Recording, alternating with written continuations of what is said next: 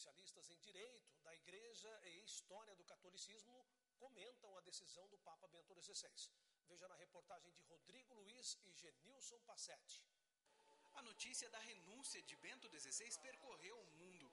O Jornal Oficial do Vaticano afirmou que a decisão do pontífice foi tomada no ano passado, depois da viagem ao México e a Cuba, e o motivo seria a idade avançada. Ontem, Bento XVI oficializou a renúncia.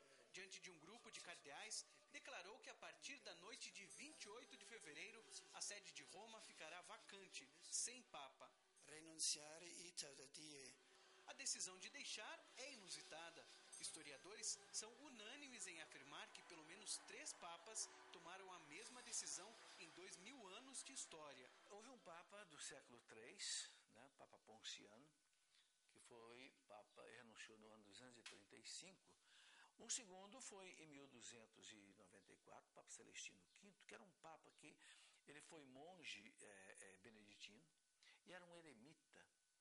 E não tinha muito assim destreza na parte administrativa. Era um santo, mas tanto é que ele é santo, né? Depois tivemos um último papa que renunciou em 1415, que foi o Papa Gregório XII, e esse foi o caso mais complicado. A apresentação da renúncia do Papa Bento XVI é considerada como um gesto corajoso e revolucionário.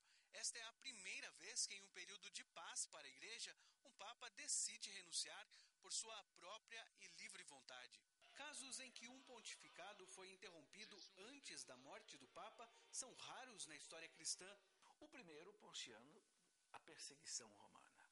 Tanto é que os dois, tanto o Ponciano quanto o Hipólito, que foram exilados para Sicília, ambos morreram martirizados. Inclusive, Hipólito, que era antipapa, foi canonizado pela Igreja como santo, porque morreu mártir, morreu defendendo a Igreja contra o Império Romano pagão. O segundo, na época de Bonifácio VIII, que assumiu depois, foi uma época difícil, porque nós estávamos na época do Sagrado Império Romano Germânico. E o Papa que estava exercendo a função, que era o Celestino V, ele não tinha destreza política administrativa. Então a igreja estava sendo muito massacrada pelos imperadores, então ele conseguiu renunciar. Depois nós já falamos também do Gregório XII, que renunciou numa época muito difícil, que foi o período do cisma do Ocidente, onde a igreja tinha um papa e 2 antipapas. E a renúncia dele facilitou o Concílio de Constança depor os 2 papas, os 2 antipapas, e eleger então um papa legítimo. A renúncia papal está prevista no Código de Direito Canônico, que determina direitos e deveres para toda a Igreja. A única exigência é que seja feita de livre vontade. Se ele renunciar, para a validade basta que a renúncia seja livre e seja manifestada, ou seja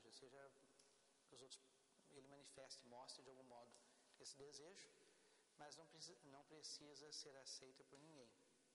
É a diferença dos outros cargos, que a pessoa precisa ser livre, precisa manifestar, mas precisa que um superior aceite a renúncia. Professor Felipe Aquino recorda que no livro Entrevista Luz do Mundo, Bento XVI já havia sinalizado possibilidade de renúncia. Quando um Papa tem a clara percepção de que física, psíquica e espiritualmente já não consegue levar a cabo a missão do seu cargo, tem o direito, ele diz, em determinadas circunstâncias, também o dever. Veja que interessante, né? Dever de se retirar. O pontificado de Bento XVI durou quase 8 anos e deixa sua marca na história.